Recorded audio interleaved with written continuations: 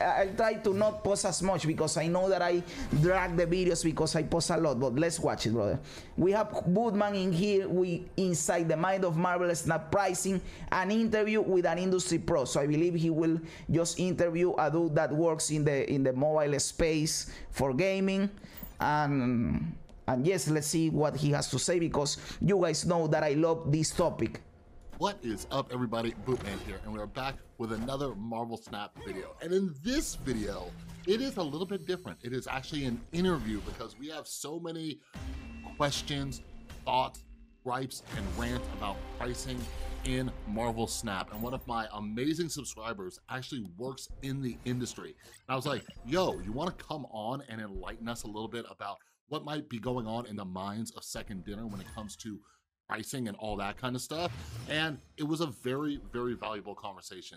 So before I get started and introduce the guest, if you're new here, make sure you subscribe and ring that notification bell. If you love Marvel Snap as much as I do a lot of videos about strategy, deck builds, cards. I can't wait for competitive Marvel Snap to get started with like battle mode and tournaments coming up and all that. So if you want to become a better Marvel Snap player, you're gonna want to subscribe. All right, we're trying to hit 7,000 by the end of the month, and we have an amazing Discord community link down in the description below. Also, down in the description, follow me on Twitter. He did it. He has 7K. I'm doing monthly giveaways for the season pass. All right. So, anyways, my guest today is Eric, and I made a video. Can't remember which one of my million videos ranting about Marvel Snap and like, you know, the price of things and like, you know, the token acquisition, the card acquisition, all that kind of stuff. But he left a comment, and it was a lengthy comment saying that he works in the industry. And one of my buddies actually pointed out, he's like, hey, you should have this guy on. I'm like, you're dang right, I should have him on. So I reached out. Eric was cool enough to come on, and we had a great discussion, and it really helped me better understand. Now, a couple things. First off, and I'll say this a million times, Eric does not work for Second Dinner, okay? Let me repeat that. You can even say it with me. Eric does not work with That is kind of obvious, right? If someone is confused about that, they are kind of stupid, because it is obvious that the dude doesn't work for Second Dinner.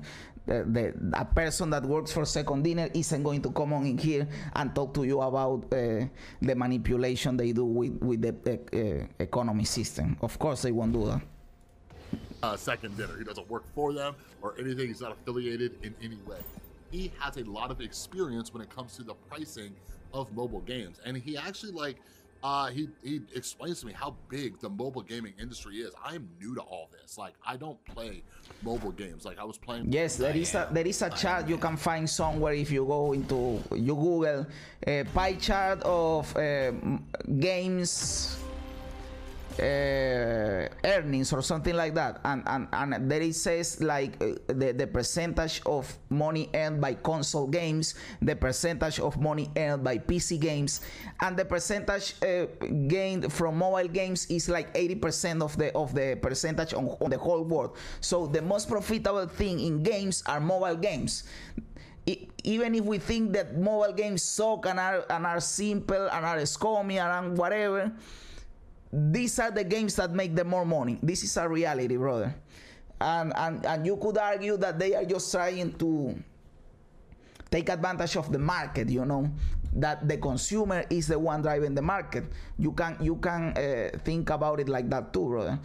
A lot of people don't give aren't real gamers, if you want to say it like that. They don't give a fuck about anything. They just play some game in their mobile phone when they are on the subway, and they spend a couple bucks in there, and that is the vast majority of people, and that is how mobile games make their money, you know. Like Toon Blast, that was about it, you know. And it kind of blew my mind, but again, it helped me better understand. Like, I don't know if I'm necessarily like happy about it, but it helped me better understand. But most importantly, and I hope you listen to this entire conversation, because towards the end, Eric and I discussed some solutions that we, me and you, and other content creators and just people in the Marvel Snap community can do to hopefully get Second Dinner to listen and start making some changes. All right, so anyways, without further ado, here's my conversation with Eric discussing some of the pricing situation going on within Marvel Snap. All right, Hello, Eric. Thanks so much. I am surprised that the dude showed his face, bro. I am really surprised that the dude showed his face, because now the company for where he works know that he did this, right? I don't know if that can affect him, but if he did it, it is because it won't affect him. So cool. For coming on the channel to chat with me. How you doing today? Hey, I'm doing great, Chris. Man, I'm so excited to be here. I'm a huge fan of your channel. Beautiful. Thank you. Nice, cool. New channel. I'm glad to get it going. I'm finally doing some gaming stuff, but we got some questions. We got some questions about Marvel Snap pricing. That's why I brought you here, because you left a lovely comment on one of my videos. My buddy, actually, he's like, hey, you should talk to this guy. I'm like, hey, I should talk to that guy. So, okay. So real quick, before we dive into some of these topics, again, and I said it in the intro too, you don't work for Second Dinner. You've been in the industry. So let everybody know a little bit of your background, why I'm talking to you, and what knowledge you have that you might be able to enlighten us on. Thanks, Chris. Yeah, so my name's Eric. I've been a business analyst and digital marketing analyst for about 14 years for my life. And 5 of it most recently has been in the games industry. Most of it was actually at a virtual tabletop for playing Dungeons and Dragons. But the last year or so, I was actually working at a Swedish company called Star Stable, run a very popular MMO. And I was a marketing analyst over there, helping them deliver their popular MMO to the mobile markets. And so I got exposed to all of the new mobile metrics and how all the pricings and all the situations and systems that go into that. Gotcha. So yeah, this is something that another reason I'm interested, because this is like the first quote unquote mobile game I played. I'm not a huge fan of just like Same. a mobile game. Well, I played Hearthstone, but can you consider Hearthstone? Well, I believe Hearthstone is played a lot of mobile, but when I played Hearthstone, it was in the first expansion, or what? It wasn't even expansion, the base set. I believe there wasn't a mobile version of Hearthstone at that time. They released the mobile version like a long time afterwards, you know. So maybe yes, you can consider that one a mobile game, but if you don't, Marvel Snap is my first mobile game too. On whatever. But yeah, it makes sense, and it seems like some of their pricing and strategy and everything is geared towards mobile. So like, I don't know, because I've heard other people talking about like, hey, this is kind of like par for the course with the pricing, like for mobile games. Is that kind of what your experience is, like these like big dollar amounts? And if so, like, why is that? Why do you think that is? Like, Fortnite isn't saying like, hey, here's $100 bundle, kids. Like, there you go. So why is that? Well, there's a lot. Well, I believe he's going to answer, but in the example of Fortnite is because of you have to take into consideration the amount of the player base. In Fortnite, there are a lot more players that are willing to pay something, so they can reduce the price. Maybe Second Dinner does their calculations and they say, well, based on people that buy our stuff, we have to price this at certain point level so it is profitable or something like that. But yes, the Marvel Snap bundles are too expensive, brother. A lot of factors to go into it, but for starters, mobile gamers are more willing to spend. That's the truth of it. Yeah, it's really crazy. Like mobile, or like video games in general, is a $300 billion industry, right? Half of that is mobile games. He said what I said earlier, exactly what I said earlier, that mobile games are just what drives them more money, brother. Right, nice. Like PC games is barely a quarter. Really? Consoles almost everything else. Like it's unbelievable. Yeah, no, 100%. Like so the idea is that the reason why things are so expensive is because people are willing to pay for it. Like it's crazy. Yeah, it truly is. Baby. Yeah, it truly is. But like, why? And I also said that people are driving the market and they are just taking advantage of the market. That is the truth. Why is pricing so high? It's because the alternative is really bad. If you price, I am not removing responsibility from them.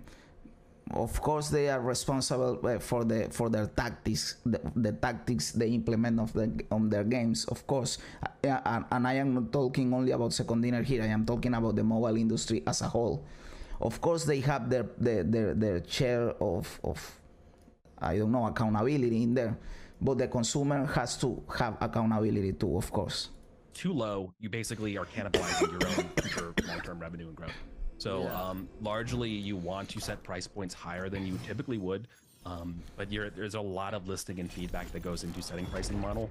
But remember, but pricing is very much like a dam, where as soon as you go below a certain level, then everyone kind of expects that level, and then next thing you know, your subreddit, the top comment is for should I get this bundle, is wait for the deal, like wait for the sale, and all of a sudden you're not making anything until that time, and it throws everything into a loop.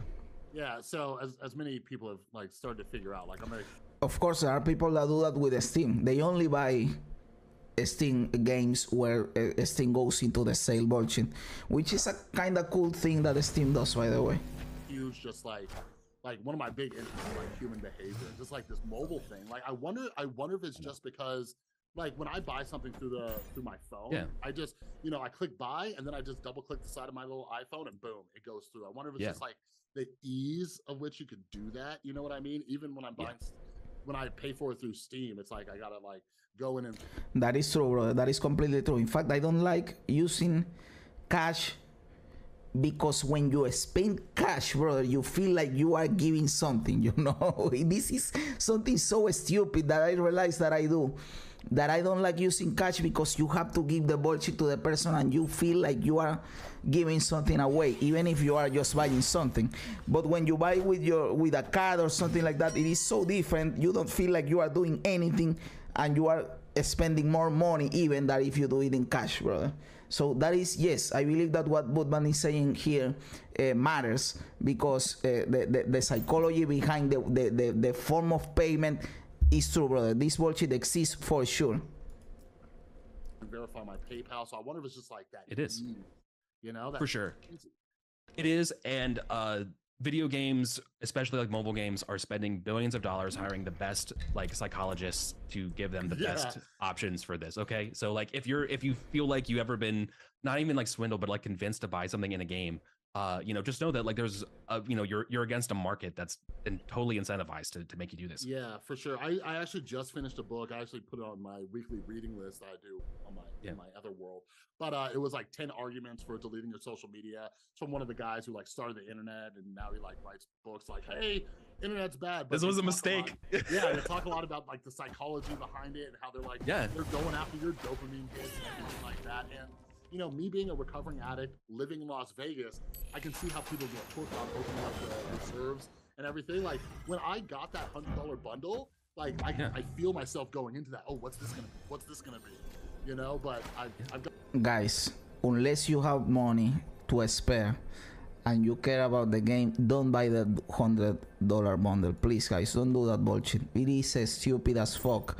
You can do a lot of things with $100, brother. I always say the same example because, at least to me that I live in Latin America, this is $100 are a lot of money. But even if you live in a first world country, with $100 you can buy a t-shirt, you can buy a pair of pants, you can buy a pair of sneakers, and you still have 10 more bucks to buy some hamburgers, brother.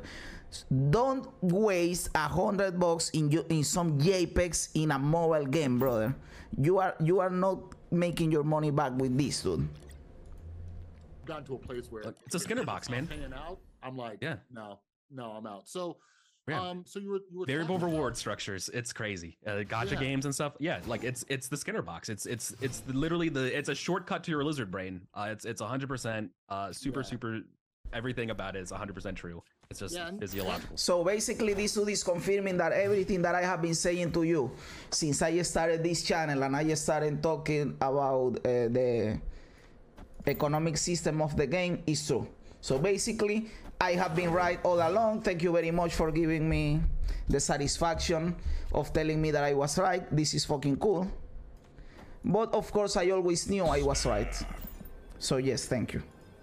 That's just what I want people to realize. Like, just understand what's happening to you, and then that way you have a little bit more free will over the decisions you're making, But with like pricing, like you were saying, like you'll cannibalize yourself. Something that I've been really curious about is like, because I really try to argue in like good faith, you know what I mean? And I have no idea what second dinners like expenses are, how long it's going to take them to get to profit. Like they've been working on this game for years. Maybe they're behind. Maybe they need to do this just to survive. You know what I mean?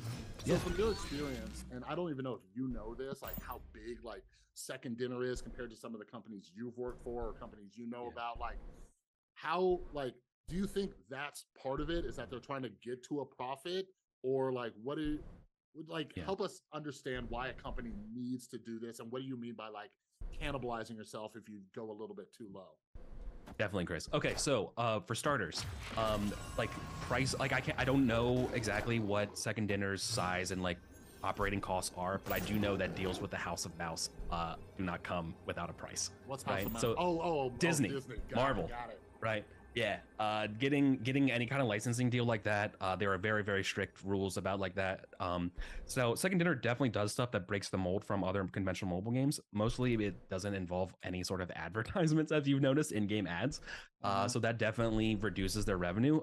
I think it was roughly around like 20%. Like, oh, I haven't thought about that, and thank God for that. Imagine that you have to see an ad every time you play a fucking game, brother, after you finish a game. That would be stupid, brother. I wouldn't take that. I would uninstall the game. I don't give a fuck. That would be insane for me, dude. Like of your recurring revenue could have been coming from ads. So they're kind of already slicing off 20% that they could be making. Marvel, again, this is entirely speculative, but it would not be surprised if a sort of deal is at somewhere between 20 to 30% revenue sharing for the IP. They are, brother. A pop-up is in a mobile game is just it's one of the reasons I don't like mobile games, of course.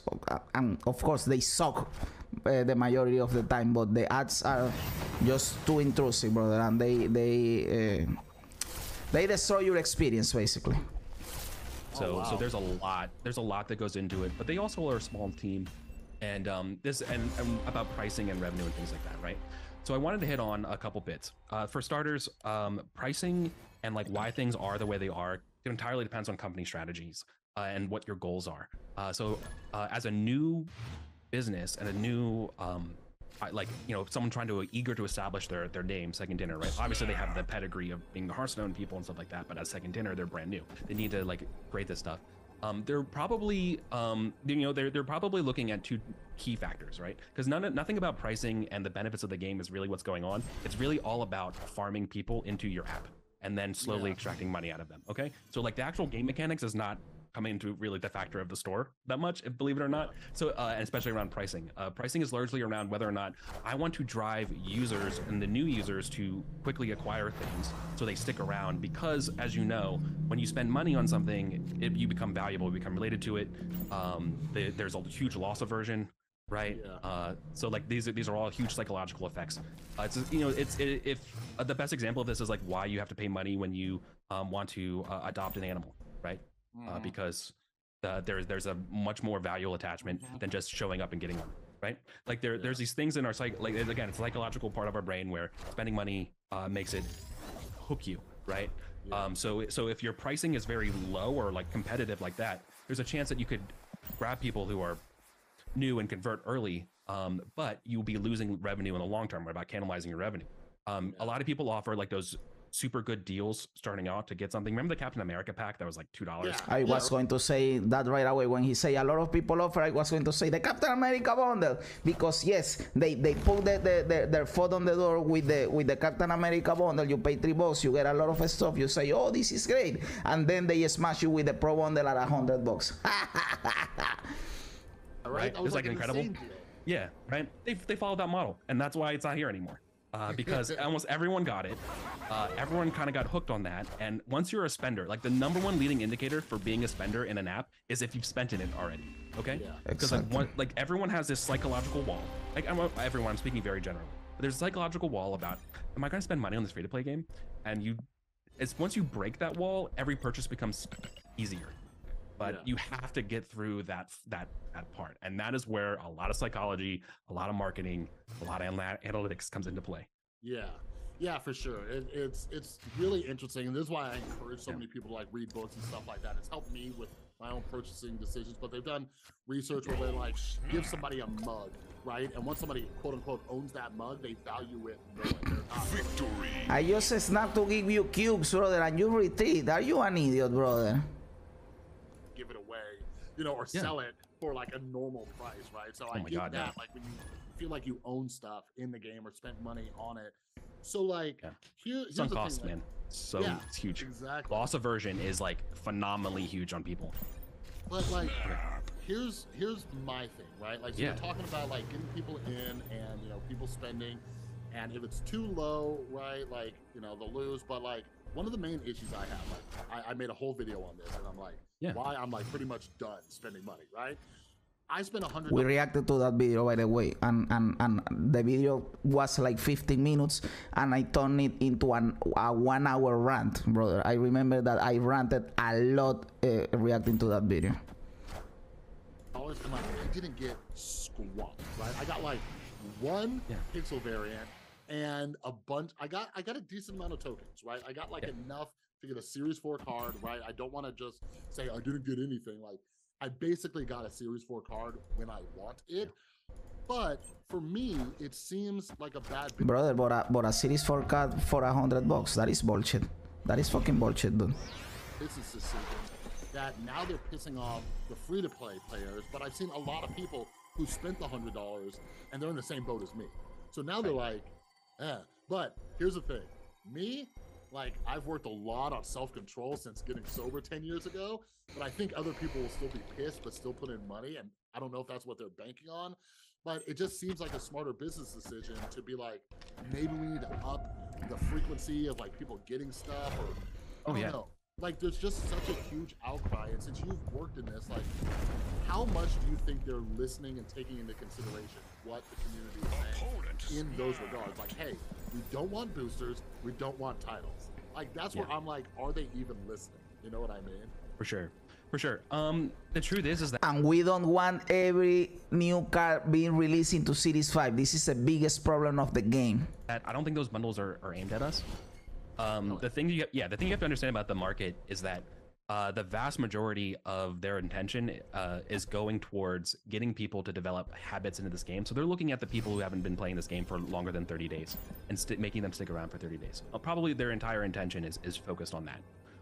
The people like us who are like addicts, you know, to the game. Sorry, not to poke light at it, but like, you know, the people where this is our hobby, right? Yeah, like the people where this has become a hobby, it's a ritual in our lives where we like to play it, we enjoy it. You're gonna kind of be playing it regardless and giving us, you know, your money can be almost banked and assured through the you know, the season passes and stuff like that, where there's a huge deluge of players who do not play after 30 days. This is entirely true about the market. So this is the important thing to understand, is that a lot of the stuff that you think would be geared towards you is actually not. It's totally geared to the new people, first time experience, and getting them to actually make payments and do this. So for example, the general rule, there's a principle called like 40-20-10 about user acquisition. Is that so? You might get a million downloads in a single day, right? 40% of those 40%, 400,000 do not play after the first day. Okay, gone. Like it's remarkable, right? And then it just gets worse. A week later, only 20% remain, and then after 30 days, 10% remain. This is sort of like the general rule of like 40-20-10, where like people churn out of games incredibly fast. And so what you're trying to do as a designer and a game person is trying to get people to keep playing your game and develop these habits so they don't churn out, because then you don't get any money, right?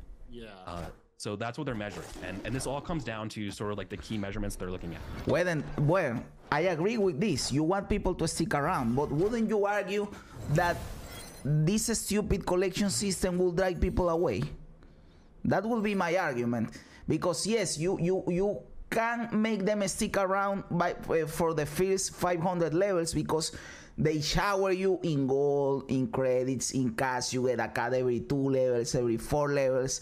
You are cool, you are having fun. And when you ask everyone what is the time you had the most fun in the game, it was those levels, brother. From when you downloaded the game until around 500 in the collection level, when they start into pool 3. After that, it goes downhill really fast, because the collection system is stupid. So if you want people to stay around after that point, wouldn't you have a better collection system? or they don't give a fuck and just they want you to spend money on that period of time, but you want to spend money on that period of time because they are giving you the stuff. I don't know, it is really weird, brother. It is really weird. I think it's a balancing act of getting the person who that fears and trying to make sure there is always a carrot to chase. Not agreeing with the system, but the system probably has to be stupid in some way no matter what, to drag out people trying to chase stuff. So like they are like it can be, I almost speak in Spanish there. It can be like you give them a lot of stuff starting out, and then you start to close out the key, you know. I don't know how you say that in English, but you start to close out the bullshit, and then they feel they aren't getting enough hits anymore, and they feel like they have to spend money to get enough hits, something like that. It is like your mom always told you that some dude was going to give you drugs to get you hooked, and then they were going to sell you the drugs after you are hooked, something like that. Right, like they're looking at retention rate, number of sessions, and how long you play. Like I'm sure Second Dinner has all this stuff they're looking at all the time. Like I'm sure that they are constantly calculating and reassessing their feed, right, about how to get things as optimal as possible. And I'm sure they haven't nailed it right. But I know there was an article that came out like January 3rd, and they were making. Let me find it here. They made there was an original article about they made 2 million the first week. Right? Yeah, I saw something like 10 million the first month or something like that. Yeah, this one came out the 3rd, and they cleared 30 million revenue with 14 million downloads. In that time, right? I did the math. Yeah, I did the quick math there, and that's so $30 million in revenue out of 14 million downloads. That's about $20 per 53 people, right? That's crazy. Yeah. And then I'm like, hey, you guys are doing pretty good, but like. Exactly. If you are doing that good, why the fuck do we need Series 5, brother? You have your overpriced bundles. Let it that be. I don't give a fuck about the bundles. They are just some JPEGs. I don't care. You have your variants. Okay. You have your gold. You have your season pass. Why the fuck does Series 5 needs to exist, motherfucker? It's like everything you put into the game is designed to focus in the ass. Not everything has to focus in the ass, brother. Throw us a bomb, my dude. Something I've been thinking about, especially during this conversation, but like, I think we also, like us, like you were saying, like us who are like invested in the game and like it's become part of a ritual and everything like that. Like we're on Reddit, we're in our Discord communities, we're watching all the YouTubers and stuff, and there are thousands of us, maybe even tens of thousands, but like you just said, they're getting 10 million plus downloads like it's nothing, right? Like you won't find me like one Marvel Snap video with over 1 million views, right? Like we are a niche community, so I get that. But like the thing is, and again, you don't work for Second Dinner, but it breaks my heart, right? It's almost like exactly. If you are watching this video, you are already part of the people who these bundles and this pricing model isn't aimed for, because you are already one of the people that thinks a lot more about the game, that is invested in the game, that search out stuff. You are a little percentage of the real player base, you know, and the real player base doesn't give a fuck about this stuff, and they just get manipulated into spending money in the game, and they don't care because they are living a happy life. We are the nerds that care about this stuff. The main thing with these games is like 80% of the money comes from 20% of the players, then well, so they get up for them. Exactly, the 80-20 rule. That is completely true. Like, you guys don't care about us, but I get like they have to make money, they have to stay afloat. They're in business with Disney, Marvel, huge franchise, right? Yeah. But let me ask you this, like, sure, I don't know, like, since you play the game too, since you're part of this community, do you think that there's any balance? Like they're about to come out with this little Jubilee bundle that's like $5, right? But people are saying, like, I ran a poll on Twitter, and people are like, just give us cheaper options. Like, give us cheaper options. Like, what are your thoughts? Like, do you think they can find a balance? What would be the downside? Like, let me pitch you on this. They come out with a $100 super bundle that they just came out with, and they say, here's a $50 one, here's a $20 one, proportionate the same, and say, here you go. Like, are they going to be dealing with that same, like, people are going to get used to it or whatever? But what if every single time they came out with 3 tiers, go for there? What's worst case scenario? The worst case scenario is that nobody buys the bigger tiers, and all of a sudden you're so much money on the table is and you know that's really when it comes down to it. But like, can you recoup that money by the amount of people that are buying the bullshit? You know, that is the thing. That of course they have their accountability, their accountant or whatever, or they do their calculations. But simple logic will tell you in your I don't know, day-to-day life that quantity is better than a high price. Like if you sell a bunch of stuff, it doesn't matter if it is priced lower, because you will make the difference of money or more money by selling a lot more stuff, you know. But probably they did their calculations and they say we won't sell enough of this stuff to make the money, so we are better if a low amount of people buy the bundle, but it is priced highly, you know. We think it will be better if the price is lower and more people buy it, but maybe they think other way and they have their data and they can make a more informed decision than us, you know. It can get really ugly if you only release cheaper things, because then all of a sudden everyone just gets primed to cheaper things, that this is the price, this is the level we should be expecting always at buying. So once you do that, you really are limiting the amount of money you can make, right? You never really want to establish a floor like that, or like a too low of a ceiling. Like you always want to have those higher options available. You know, I was thinking about a little bit more about your last question though, about think of the typical user and when do you. And I believe that now that I'm thinking about what he's saying here, now I believe the Jubilee bundle is some kind of manipulation too, because they give you overpriced bundle, and then they throw you a bundle that is really cheap in quotes, because buying something in a mobile game isn't cheap, because this is not a necessity, this is a luxury, you know. So they give you something free and everybody goes, we have to buy the Jubilee bundle because this is the one that is worth it. So how many fucking people bought the Jubilee bundle? I believe a lot, because I don't spend money in the game, and look at this, I bought the Jubilee bundle. I only buy the season pass and nothing else, but the Jubilee bundle was really cheap. So I said, brother, I have to buy it. Even me, my dude. So this is a form of manipulation, right? They give you the pro bundle that is fucking bullshit. You won't buy this because it is too expensive. But then they throw you this one that is really cheap and everybody loses their mind. We have to get the Jubilee bundle, brother. So this is a strategy for sure too, my dude. And you bought it too, brother, and I did it too. And I always talk shit about the monetization, and I did it because, brother, this is too good of an offer. I have to get it, you know. I have to get it. You think they would leave Snap, right?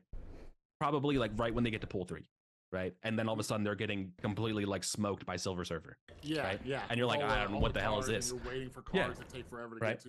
Yeah, you're like, my Dino deck just got destroyed. This sucks. I don't know what that is. This isn't fun. I'm out, right? Yeah. So think of the pro bundle at that point, right? Think of the snapshot of that user, right? The 30-day person who's maybe not going to stick around because they're frustrated. They just play through pool 2. They like the game, but now all of a sudden there's way more complications and I'm not winning as much. What can I do? Well, enter this bundle that says like, listen, you can drastically increase your card acquisition rate, right? All of a sudden, maybe you can be competitive. Right? They can't promise that, but you know, that's kind of what they're selling with that pro bundle. How many levels is this in the collection track? Let's say, I know you get more credits from the stuff that you open, but at the base level, these are 250 levels. Let's say it is 300 levels with the credits you get from the same boxes that you are opening. $100 for 300 levels on the collection track, and that is how many reserves? 312, 25 reserves. Brother, you are paying $100 for 25 fucking reserves. This is insane, brother. This is fucking insane, dude. That is a lot of fucking money for nothing, because what you are going to find in those reserves is fucking bullshit, let me tell you. And if you don't believe me, go and watch my videos opening boxes and getting a lot of fucking nothing. Right, the equivalent of the collection level, because like, think of all of the chests you can open. Think of all the cards that you no, like, and for me, right? Being Series 3 complete, like that thing was garbage. But like my son and other people who haven't completed it, like they got like 4 or 5 new cards. That's exciting. You know what I mean? Yeah, exactly. It's huge dopamine, right? Yeah. Just tremendous amounts. Yeah. Like, with that, like, do you think they, like, does Second Dinner or does any company have like an incentive to get like the long-term hardcore players, like, you know, invested? Because here's the thing, like, me, you know, I know other YouTubers who are like bringing in money, like, this is just me reinvesting back into this so I can get new cards and stuff like that. But then there are a bunch of, you know, whales who don't even make content, and it's like, I don't know, like, is it, do you think like I make content and I can't whale out, brother, because I don't have it.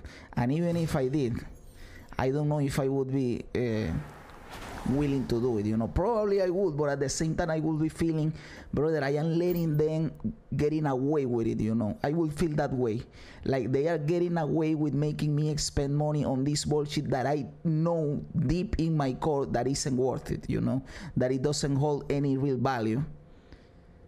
I will feel that way even if I had the money to spend in the game, but maybe I will still do it because that is how hard this bullshit tricks us, you know.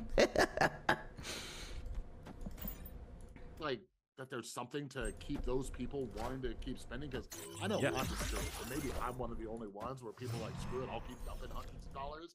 But for me, I'm sitting there like, unless you guarantee me some variants, some tokens, something, like, you're barely getting anything out of me now, you know? Yeah. Well, I'm so glad you brought that up, because there's a model for why people spend money in the game, and it comes from this theory, what's called the avatar of power, right? It's like you play Dota. What you are saying is true on Cosmic Beer. What you are saying is true. So people say, oh, if this dude spend this much and he got this thing, and I want this thing, I will also spend this much and I will get the thing. That is completely true, brother. Well, I'm so glad you brought that up, because there's a model for why people spend money in the game, and it comes from this theory, what's called the avatar of power, right? It's like you play Dota, right? I think I remember in a stream you said you play Dota. Oh, brother, these dudes play Dota.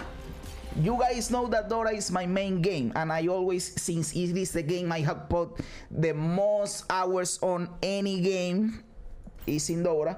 I always compare stuff to Dota, you know. Moreover, in the matchmaking system. So he's going to do a comparison here with Dota, and I am happy that they play Dota, because that is like my main game, you know.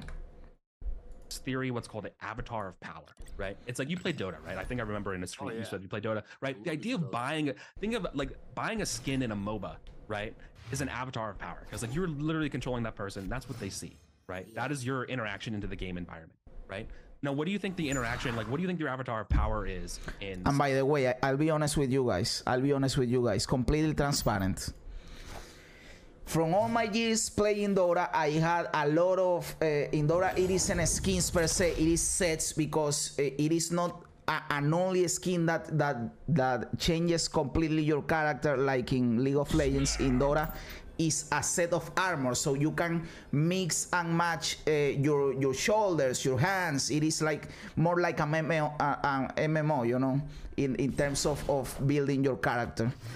And I had a bunch of pieces for a bunch of different characters, but since I am playing Marvel Snap more right now because of the content creation and whatnot, I have been selling all my stuff from Dota 2 in the Steam market, and that money that I get in balance for a Steam market is what I have been using to buy all my season passes.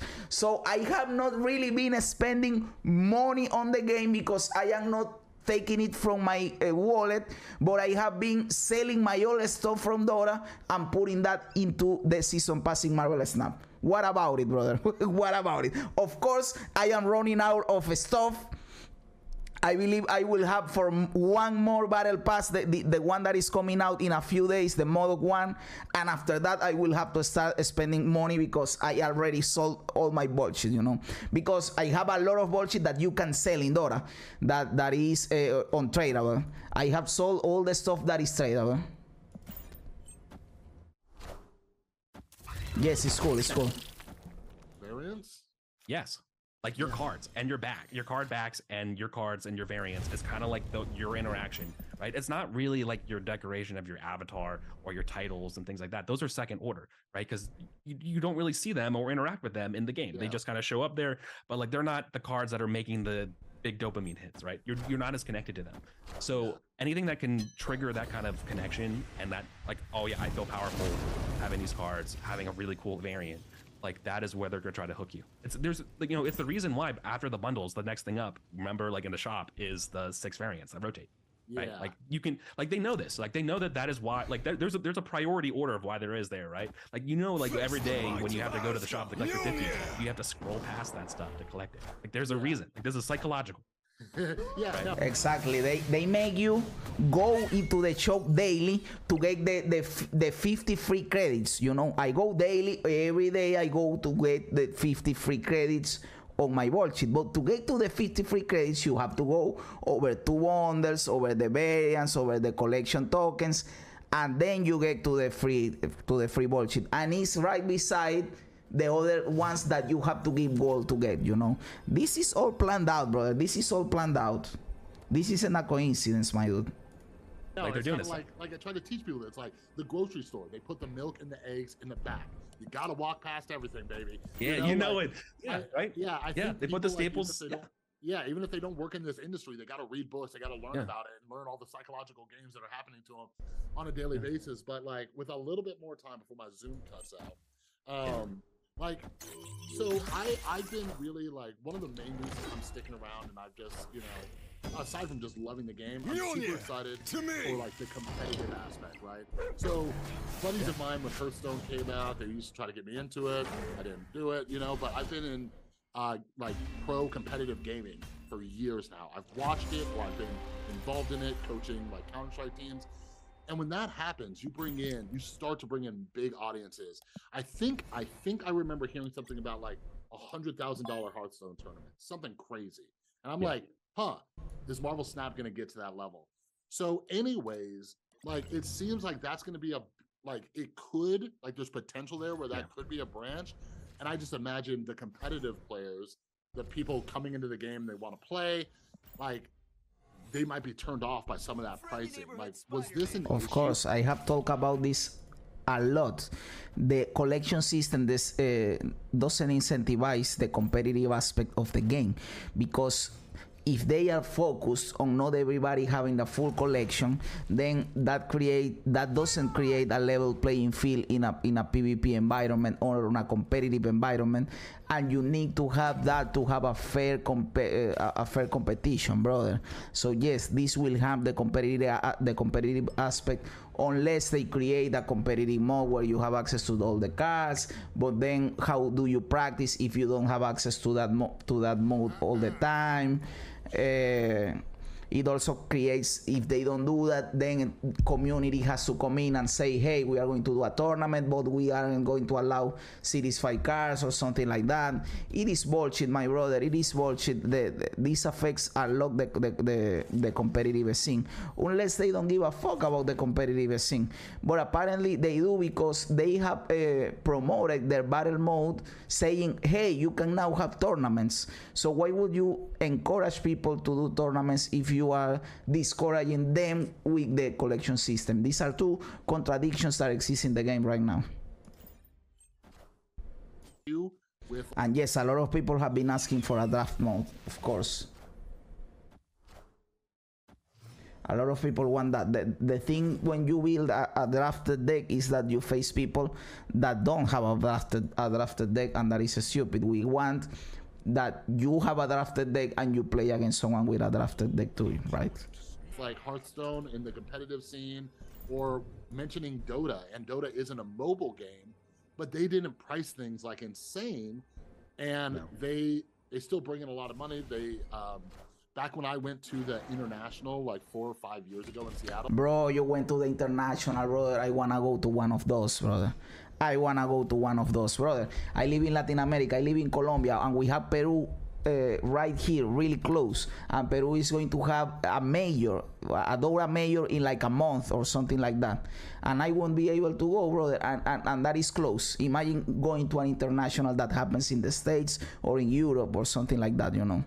But it is a dream of mine to go to an international, and this dude went to one, and that is fucking cool. And yes, I believe what he's trying to say is what I already said about Fortnite earlier. They can get, probably, I don't know if this is true in relationship to Marvel Snap, but they can get away with having a lower price because their player base is larger, and they will have more people buying the stuff.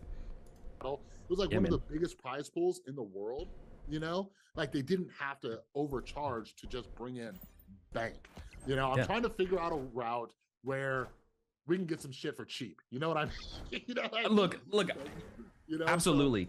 So I will explain that. Like the leading amount of research about how to get stuff for cheap is that again, they're trying to avoid that sense of a lower price tag and grab things. And so what you do instead is the reason why you have to check your inbox. You get free things through your inbox. You get these gifts. You receive gifts that are cheap. You don't receive sales that are cheap because they don't want you to associate the game with it being cheap, because then you're only going to be doing cheap things.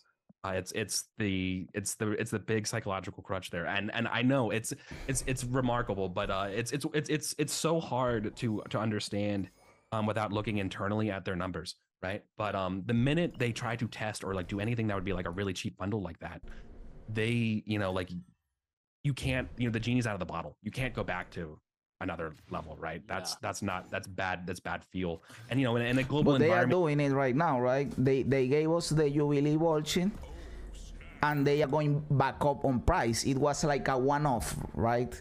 Maybe they will give us another one in a couple of months, and everybody will lose their mind and get that bullshit. Oh, and right now people are doing that with the Deadpool bundle that is confirmed to come later this month. And it costs like $50, but it offers a lot of stuff. And since everything is expensive, people are already thinking, well, $50 isn't that much. And since you can buy it with gold, maybe you can amass a little gold and pay the other part with money. So that is one of the things, you know, when they give you something a little bit cheaper, everyone thinks I have to get it because this is the only opportunity that I will have. But if they get everything cheaper, then you won't have that sense, but because you will say, well, this is what everything costs, you know. So to remain with that sensation, that feeling that you have to get this, they have to remain with the stuff that is expensive, you know. I mean, you can't test like different markets at different prices either, right? Because as soon as you do that, you're going to get Reddit outrage being like, no, everyone VPN to Philippines, you know, get like $20, you know, like there's. So I'm just making an example. Like, I'm glad you touched on that, because that's one of the main things I've heard. Like, I didn't realize how international this game was, but I get comments on YouTube and on Twitter where, like, in other countries, it's priced at the same $100 USD, which is like somebody from Brazil said. That is exactly. I live in Colombia, and the minimum wage here is like $250, and the bullshit is priced the same way like in the United States. So imagine someone from Colombia paying $100 for that bullshit when it is half their wage. It is fucking stupid, my dude. Absurd. This is the price of rent. You know what I mean? It's absurd. So is that what you think it is? There'd be conflict, you know, people talking about it, like, explain that, because that's one of the main things that I hear. Sure. Like, why can't they price it differently, like proportionate to that place's like standard of living? You know what I mean? Yeah. They absolutely can. The technology exists. The enforcement of stopping people from VPNing exists as well, but there's a lot that goes into setting that stuff up. Right. And then all of a sudden you're starting to examine and audit accounts and do fraud analysis and ban people who are doing that. And that costs money. Yeah, exactly. And all of a sudden you're, you know, exactly. Right. And think of all the other expenses you have for the licensing fees, all of the, you know, and just your general server up costs. Right. Like, but like, I'm glad you brought that up. It's a reason why also from that article about the money for like the 30 million, 14 million downloads article. Yeah, like they mentioned that almost 15 million, so almost nearly half of that money is coming from the United States, which is absolutely something that I've seen as a trend. The US, in terms of demographic data, Yes, the US is a country that spends more money in mobile games. Not only Marvel Snap. It is when we talk about the whole thing that in the whole industry of mobile games, what is the country that is spending the most amount of money in mobile games? It is the United States. But I believe that is more a reflex of how the games are marketed, you know, because they are priced for US people. They are yes, the model, the pricing model is made for US people, you know. It takes into consideration the acquisition power of US people, the wages of US people. So it makes sense that that is the market that is spending the more money, because the games are marketed to them, right? US users or mobile are the proclivity to spend, your ceilings for spending is far higher than the rest of the world. Yeah. But yes, you also are more savvy about what you actually choose to invest in. So it's really hard. It's harder to get you to convert from free to play to pay, like a paying player. Like, you bet your bottom dollar that there is a status log in someone's database at Second Dinner that says, you know, paid player versus free player versus whatever, and they're tracking that stuff, and you're, you know, all that kind of information is getting logged, and that's what they're looking for. They're looking for the people in the US and how to get them to switch over to be that. Yeah, at the expense of the rest of the world. Yeah, it kind of sucks. So like, let's close this thing out with a couple more questions of like, brother, look at this. I believe the MMR stuff is true, brother. I am intentionally trying to lose, motherfucker. And this dude just lost the game with me not playing on the last turn and gave me 4 cubes. This will only happen if he's also intentionally trying to lose, or if he's just a really, really bad player. I don't know. like a happier note, like, because all of this, yeah, like, man. I'm just gonna be honest, like, it kills me because I get it, right? But like, you know, we're doing this video and people are gonna be tuning in because it's like, coming into this game, I kept hearing like, Second Dinner listens to the community, Second Dinner cares. Everything you said makes 1,000% sense, right? But there's supposed to be this. I will tell you what they care about. I will tell you what they care about. The game and the profits. That is what they care about. If their interest overlaps with ours, then everything is cool. If what makes them the more money is what we want, then everything is cool for them and for us. But the moment that these things stray away, you know, that the incentive for profits for them is one way and what we want to have fun is another thing, we are going to get fucked in the ass, because what they want is the profits, you know. Of course, this has a balance. They are going to push it as far as we take it, and when we can't take it anymore, they will dial it a big down, because they need people to stay in there to make a profit. So there is a wiggle room in there that they are juggling, you know.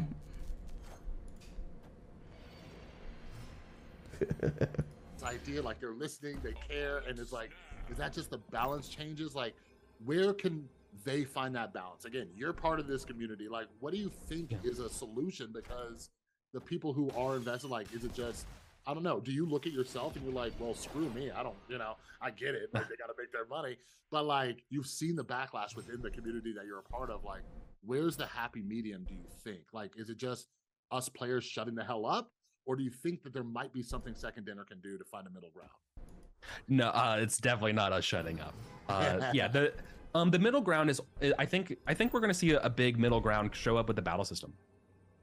To be honest with you, how so? I think that would be one of those key features that allows us who are been playing a while to have something that's better than just what do you do post infinite, right? Like, how you can either have a community structure, maybe even tournaments or something through the battle system, but in general, the ability for us to experiment and show off like the best that we can and against targeted individuals, you know, that we want to play against in a conscientious way, effectively having like to use the parlance, like a whale versus whale battle, which is typically where you get money to be spending, being like, oh wow, playing against specific people, I really need to up my game.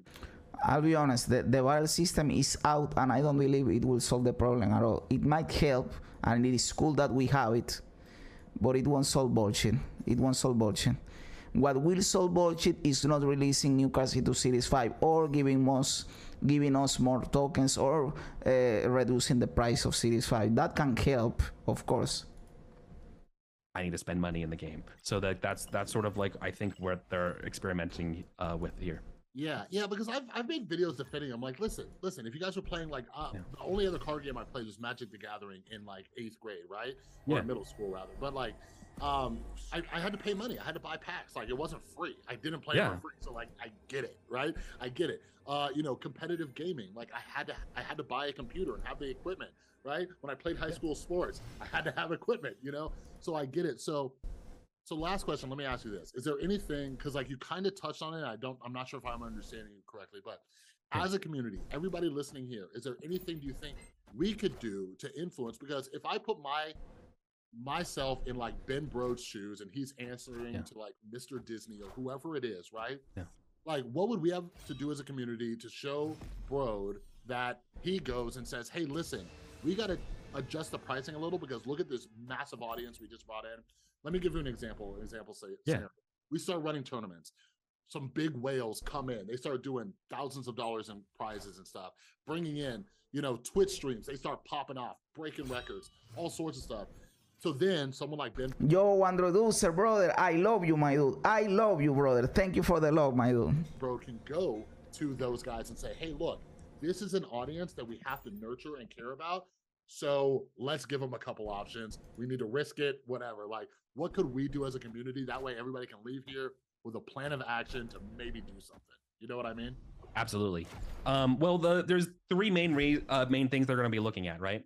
One of them is stuff that's off the table for us, right? That's the acquisition and the amount of time. But so for the things that we can do, though, is obviously playtime in the app, right? Showing that we're as dedicated as we can be. We enjoy this game, right? You know, any sort of like customer service or feedback, though, to be able to send them like directly actionable, like, listen, though, I'm not enjoying my time. I might stop playing. Being able to have that sort of communication, and you know, and the alternative would be then to stop playing and for them to see that you stopped playing. So like, those are like the three actions, right? It's like either directly communicate out to them, reach out to them, and let them know, give them your honest thoughts there. Brother, at this point, they know that the system is bullshit. As I said in another video, when you go to Twitter or to Instagram or for Marvel Snap or for Second Dinner and they do the post about the new card, for example, the day that Shadow King was released, and you go to the tweet where they say Shadow King is releasing today, you go to the replies to that tweet and everyone is saying, I can't wait to play with this in 3 years when I finally have the tokens to buy it, or I can't wait to play with this in 3 years when it finally gets to Series 3, you know, bullshit like that. So they know this, brother. This is an overwhelming feeling in the whole community that Series 5 is fucking bullshit.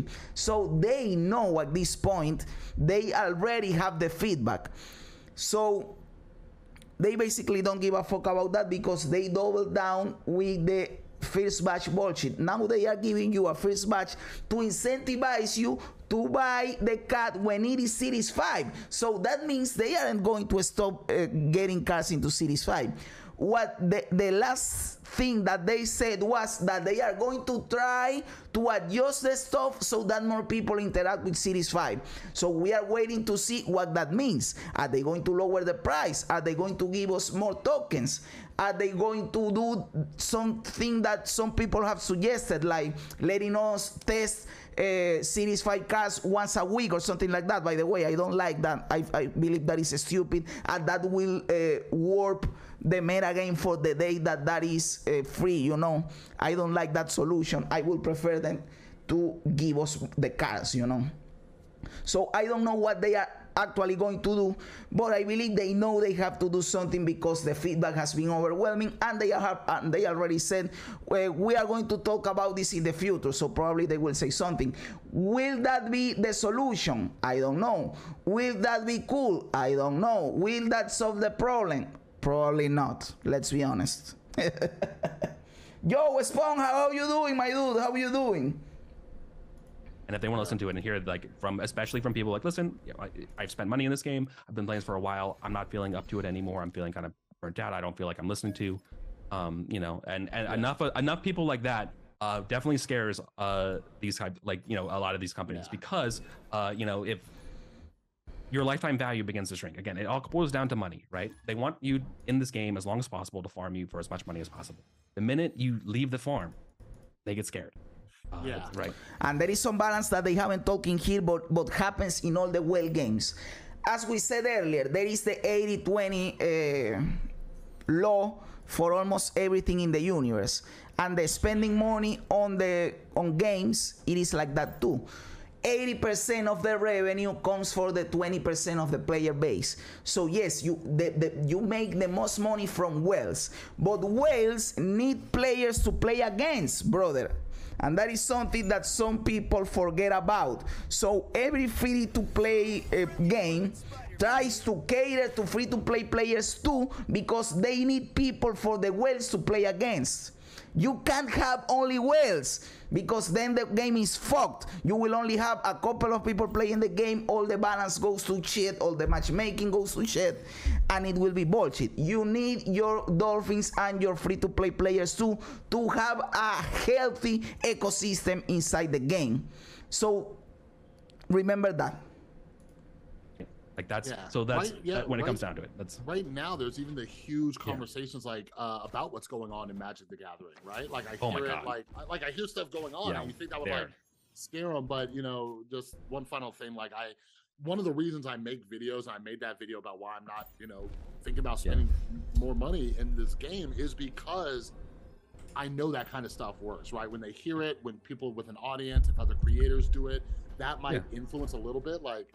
So I've been trying to balance it out because I do love the game, you know what I mean? But they need to hear it, and then hopefully something happens. But yeah, man, I really appreciate your time. I know you're not like some massive influencer, but is there anything you want to plug? Anywhere people can find you if somebody wants to bug you or yell at you like you're Ben Brode? Yeah. Hey, I'm in your Discord, man. I'm Eric Vulgaris in your Discord. Yes, I can see me around. Cool, man. Well, yeah, I appreciate your time. It's late where you are, and I might have to do this again if I need to vent to somebody. For sure, man. My door's always open. All right, everybody, that was my conversation with Eric. I hope you enjoyed it. I hope you gained some knowledge, some wisdom. I'm super glad I was able to talk with him, and yeah, I look forward to doing more stuff like this. Like I'm always trying to create content that I don't see on other channels and all that kind of stuff. So I'm super, super grateful that Eric took the time to come on. He's like in a different country. I forgot where he said, but it is far, far away from where I am here in Las Vegas. So yeah, if you join our Discord community, you can chat with Eric. I've also linked his Twitter down below. Don't bombard him with questions.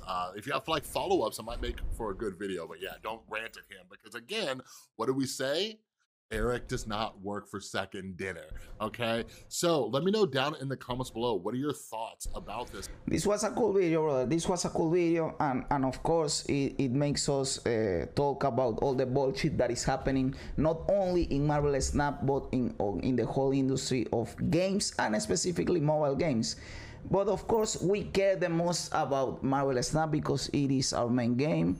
It is what we are focused on right now, and it is bullshit that we can't have fun in the game because they have all these stupid monetization policies, brother. And they can still make a lot of money without taking away the fun from us. That is what I believe, at least, brother. That is what I believe, at least.